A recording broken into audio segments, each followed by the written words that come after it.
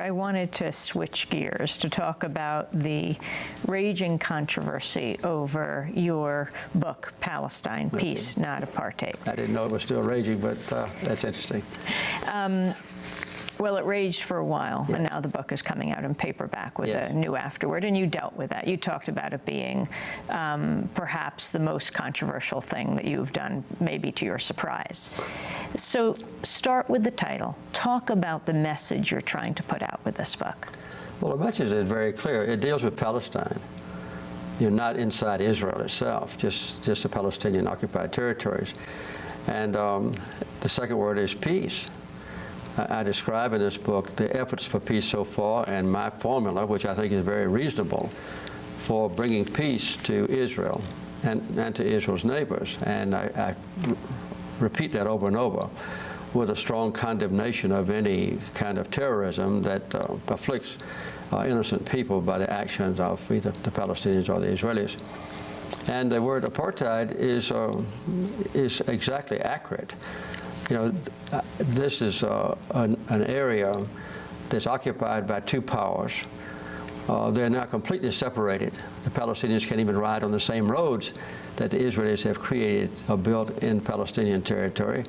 The Israelis never see a Palestinian except their Israeli soldiers. The Palestinians never see an Israeli except at a distance, except the Israeli soldiers. So within Palestinian territory, they're absolutely and totally separated, much worse than they were in South Africa, by the way. And the other thing is, the other definition of apartheid is one side dominates the other, and the Israelis completely dominate the life of the Palestinian people. Why don't Americans know what you have seen? Americans don't want to know, and many Israelis don't want to know what is going on inside Palestine. It's a terrible human rights persecution that far transcends what any outsider would imagine. And there are powerful political forces in America that prevents any objective analysis of the problem in the Holy Land.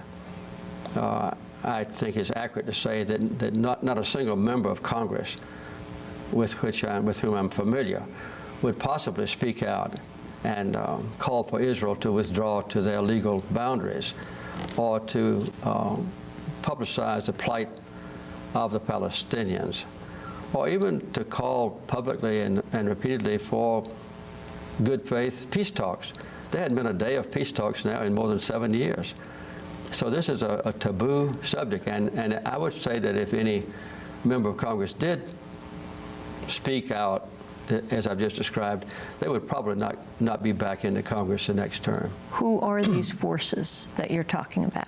Well, there's an inherent commitment in America, which I share as a Christian, of a deep commitment to make sure that Israel is safe and that Israel is free, and that they can seek for peace. So there's a strong inclination for all of us to support Israel's continued existence in peace.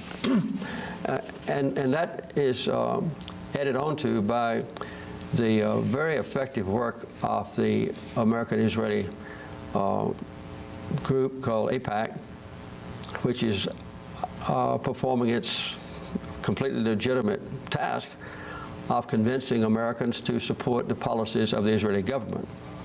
And AIPAC is not dedicated to peace. They're dedicated to inducing the maximum support in America, in the White House, in the Congress, and in the public media for whatever policies the Israeli government has at a particular time, and they're extremely effective.